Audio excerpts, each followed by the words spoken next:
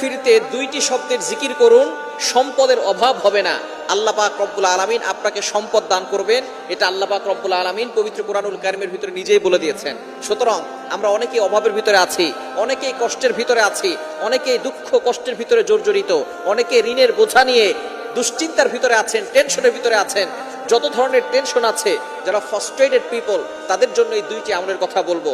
আমি নিজে করে উপকার পেয়েছি, যাদেরকে এই আমলগুলো বলেছি তারাও অনেকটা উপকার পেয়েছে, এবং নবীজি সাল্লাল্লাহু আলাইহি সাল্লাম নিজেই কথা জানিয়ে দিয়েছেন উপকারের কথা।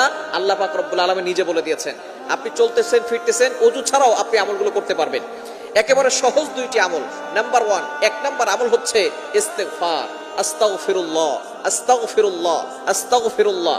এই শব্দ কি অনেক কঠিন? আস্তাগফিরুল্লাহ পারে না এটা কিন্তু কোনো মুসলমান নাই যারা আস্তাগফিরুল্লাহ পড়তে পারে না। সবাই আমরা আস্তাগফিরুল্লাহ পড়তে পারি। এর উপকার কি কি আল্লাহ পাক রব্বুল আলামিন নিজে বলছেন। কোরআন খুলেন 29